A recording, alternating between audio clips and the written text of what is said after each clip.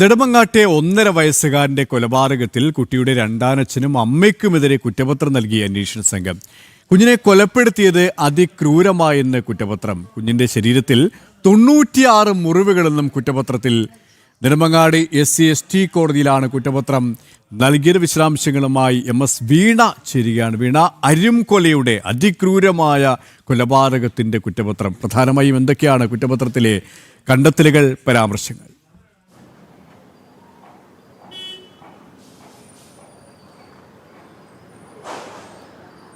കേരള മനസാക്ഷിയെ ഞെട്ടിച്ച കൊലപാതകമാണ് നെടുമങ്ങാട്ടെ 1.5 വയസ്സുകാരൻ്റേത്. അതുമായി ബന്ധപ്പെട്ടുകൊണ്ടുള്ള കേസ് അന്വേഷണത്തിന് ഡിവൈഎസ്പി കഴിഞ്ഞ ദിവസമാണ് നെടുമങ്ങാട് SC/ST കോടതിയിൽ കുറ്റപത്രം സമർപ്പിച്ചത്. 83 ദിവസം നടത്തിയ സമഗ്രമായിട്ടുള്ള അന്വേഷണത്തിന് ശേഷമാണ് ഈ ഒരു കുറ്റപത്രം സമർപ്പിച്ചിരിക്കുന്നത്. ഈ കുറ്റപത്രത്തിലടക്കം ഈ ക്രൂരമായിട്ടുള്ള കൊലപാതകമാണ് നടന്നതെന്നുള്ള വിവരങ്ങൾ വ്യക്തമാക്കുന്നുണ്ട്.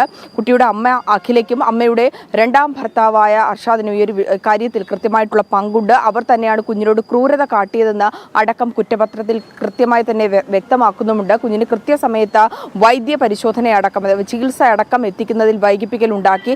ഒപ്പം തന്നെ അഷ്കറിന് ഈ കുഞ്ഞൊപ്പമുണ്ടായത്, അമ്മയെ രണ്ടാമത് വിവാഹം കഴിച്ചതിന് ശേഷം ഈ കുഞ്ഞൊപ്പമുണ്ടായിരുന്നത് അഷ്കറിന് ഇഷ്ടമല്ലാതിരുന്നു. ഈ സാഹചര്യത്തിലാണ് അഷ്കർ തുടരെ കുഞ്ഞിനെ മർദ്ദിച്ചിരുന്നത്. കുഞ്ഞ് മരിച്ച് അതിനുശേഷം ഇൻക്വസ്റ്റ് നടപടികളിലും പോസ്റ്റ്മോർട്ടം അടക്കം നടപടികളിലും ആ കുഞ്ഞു ശരീരത്തിൽ 96 മുറിവുകൾ ഉണ്ടായിരുന്നു എന്നുള്ള വിവരങ്ങളും പുറത്തു വന്നു.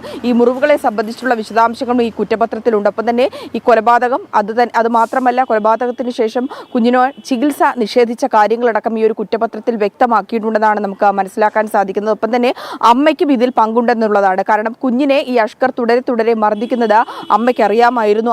അറിവുണ്ടായിട്ട് പോലും കുഞ്ഞിനെ സംരക്ഷണം ഒരുക്കേണ്ട അമ്മ വീഴ്ച വരുത്തി, കുഞ്ഞിന് സംരക്ഷണം നൽകിയില്ല. അമ്മയുടെ അഭാവത്തിൽ പോലും അഷ്കർ ഉപദ്രവിക്കുമെന്ന് അറിയാമായിരുന്നിട്ട് പോലും കുഞ്ഞിനെ മറ്റൊരു അമ്മയ്ക്ക് കൃത്യമായ രീതിയിലുള്ള പങ്കാളിത്തം ഈ അരുംകൊലയിലുണ്ട്.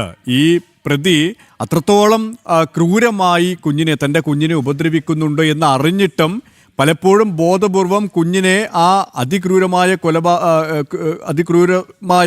ആ ഒരു പീഡനത്തിന്, മർദ്ദനത്തിന് വിട്ടുകൊടുക്കുന്ന ഒരു സമീപനം, ഒടുവിൽ ഈ കൊലപാതകത്തിലേക്ക് പോലും നയിച്ച ഒരു ഇടപെടലുകൾ ഈ അമ്മയുടെ ഭാഗത്തിനും ഉണ്ടായി എന്നുള്ള ഞെട്ടിപ്പിക്കുന്ന വസ്തുത കൂടി അക്കമിട്ട് നിർത്തുകയാണ് ഈ കുറ്റപത്രം, അല്ലേ?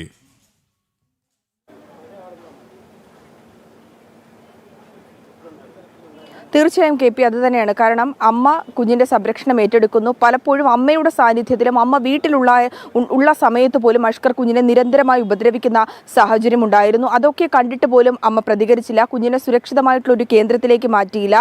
അഷ്കറിനെ ഈ വിഷയവുമായി ബന്ധപ്പെട്ട് എന്തിനാണ് കുഞ്ഞിനെ ഉപദ്രവിക്കുന്നത് എന്നപ്പോൾ ഒരു ചോദ്യം പോലും അഷ്കറിനോട് ചോദിച്ചില്ല എന്നുള്ള ഗുരുതരമായിട്ടുള്ള കണ്ടെത്തലുകളും ഈ ഒരു കുറ്റപത്രത്തിൽ ഉണ്ടെന്നാണ് നമുക്കറിയാൻ സാധിക്കുന്നത്. എന്തായാലും കോടതിയിൽ കുറ്റപത്രം സമർപ്പിച്ചിരിക്കുകയാണ്. വൈകാതെ തന്നെ, വേഗത്തിൽ തന്നെ കോടതിയുടെ ഭാഗത്ത് നിന്ന് കുറ്റപത്രം അടിസ്ഥാനമാക്കിയുള്ള തുടർ നടപടികൾ ഉണ്ടാകും, വാദപ്രതിവാദങ്ങൾ ഉണ്ടാകും.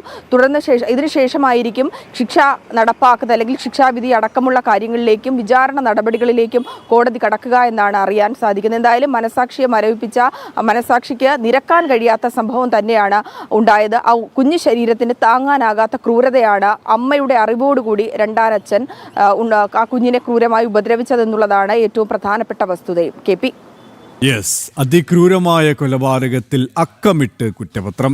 MS വീണയാണ് വിവരങ്ങൾ നൽകിയത്.